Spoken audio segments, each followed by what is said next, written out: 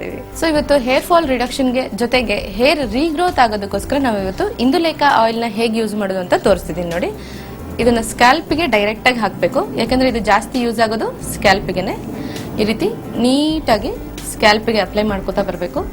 Section ಆಗಿ ತಗೊಂಡು ಈ ರೀತಿ ಹಾಕ್ಬೇಕು. ಇದನ್ನ ಹಾಕಿ ರಬ್ ಮಾಡ್ತಾ ಬರಬೇಕು. ನೀವು ಕೈಯಲ್ಲಿ ಬೇಕಾದ್ರೂ ರಬ್ ಮಾಡ್ಬೋದು, ಇಲ್ಲಾಂದ್ರೆ ಕಾಟನ್ ಬಡ್ಸ್ ತಗೊಂಡು ಅದರಲ್ಲಿ ಈ ರೀತಿ ನೀಟಾಗಿ ರಬ್ ಮಾಡ್ಬೋದು.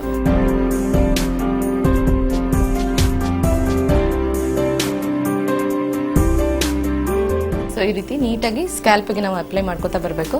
ಸೆಕ್ಷನ್ ಬೈ ಸೆಕ್ಷನ್ ಹಿಂಗೆ ತಗೊಂಡು ನಾವು ಅದನ್ನ ಹೇರಿಗೆ ಅಪ್ಲೈ ಮಾಡಬೇಕು.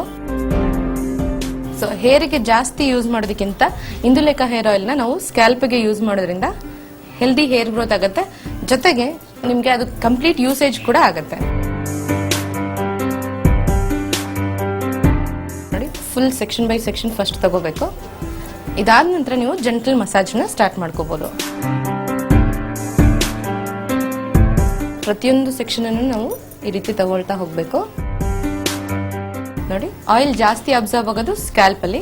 ಸೊ ಈ ಸ್ಕ್ಯಾಲ್ಪ್ಗೆ ನಾವು ಜಾಸ್ತಿ ಪ್ರಾಮಿನೆನ್ಸ್ ಕೊಡೋಣ.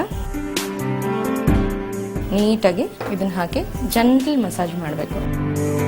ಸೊ ಈ ರೀತಿ ಸ್ಟ್ರೆಸ್ ಅಂಡ್ ಸ್ಟ್ರೈನ್ ಆಗಿದ್ದಾಗ ನಾರ್ಮಲ್ ಆಯಿಲ್ಗಳನ್ನ ಹಾಕೋ ಬದಲು ಇಂದುಲೇಖ ಯೂಸ್ ಮಾಡಿದಾಗ ಅದರಲ್ಲಿರುವಂಥ ಕೂಲೆಂಟ್ ಆಯಿಲ್ಸ್ಗಳು ಮತ್ತೆ ಹರ್ಬ್ಸ್ಗಳು ಏನ್ ಮಾಡುತ್ತೆ ಅಂದ್ರೆ ಆ ಸ್ಟ್ರೆಸ್ ರಿಲೀಸ್ ಮಾಡೋದಕ್ಕೆ ತುಂಬಾ ಚೆನ್ನಾಗಿ ಹೆಲ್ಪ್ ಮಾಡುತ್ತೆ, ಜೊತೆಗೆ ಫಾಸ್ಟ್ ಆಗಿ ಹೇರ್ ಗ್ರೋತ್ ಕೂಡ ಹೆಲ್ಪ್ ಮಾಡುತ್ತೆ.